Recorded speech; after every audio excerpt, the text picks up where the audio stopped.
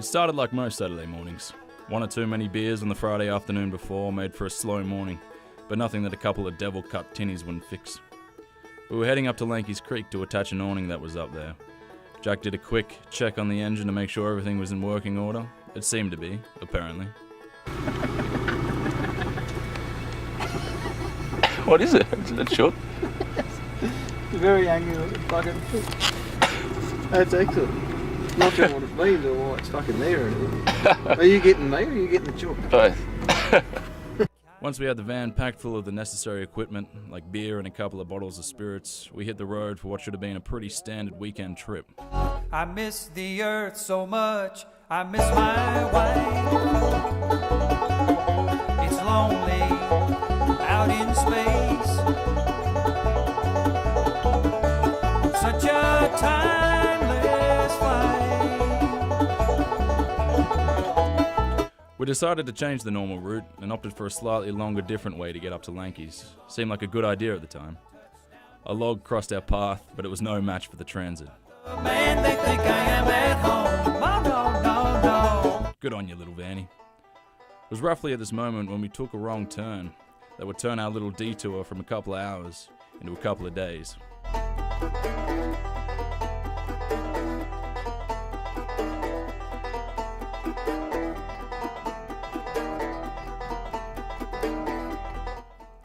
About 3 or 4 cans in, Jack was questioning whether or not we had missed a turn, but we were still optimistic.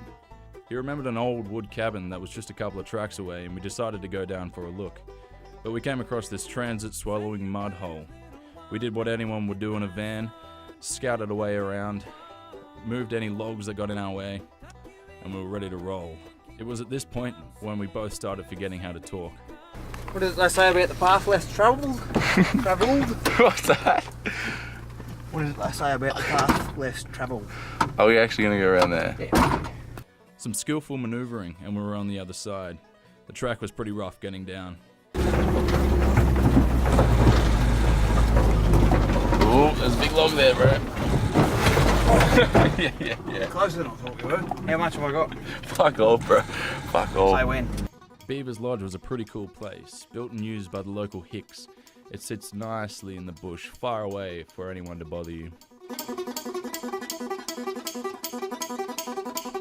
Jack showed me an old mechanism that apparently used to be a trebuchet to fling cans half full of Kero to shoot with shotguns.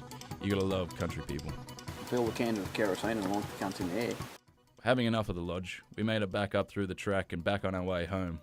Little did we know, this trip was far from being over. A couple of hours had passed, the sun was getting low in the sky now, the fuel tank's red light was flickering, and we had 0 phone signal.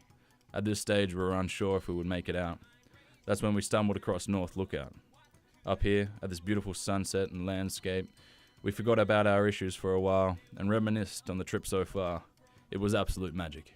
We knew we weren't getting out of here before nightfall and looked for a place to set up camp.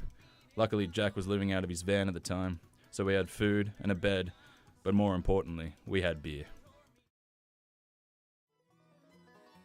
It rained hard that night, which made us worry about the chances of getting out the next day. Luckily, Jack found breakfast. It looks like an old banana. An old banana. That's fucking what I'm saying. What the fuck? It's got some backy on it though. It does look like a banana. Jack had a little bit of service and used the modern technology wisely to find the right way out, which perhaps we should have done at the beginning. We made it to tarmac. So where do we come in? Oh, Matheson's. So we came in here. That's Green Valley. And that's Mum and Dad's. That's Mum and Dad's in here. Yeah. Could either turn on Matheson's, go into that, or come around, turn on that. So we fucking went all the way. That's a nice lookout. So where are we? All the way over here. Yeah, we're there now. Now safely at Holbrook, we put petroleum in the van, filled her up with air, and it was time to finally make it back to Lanky's Creek to put up the awning. Now at Lanky's, no time was wasted in getting the awning fitted. There in Town before him, pleading for his life.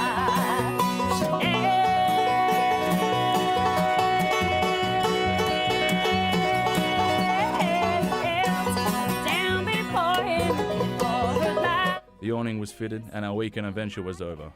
And what an adventure it was. Well, now, Paul, hey, pretty Paul,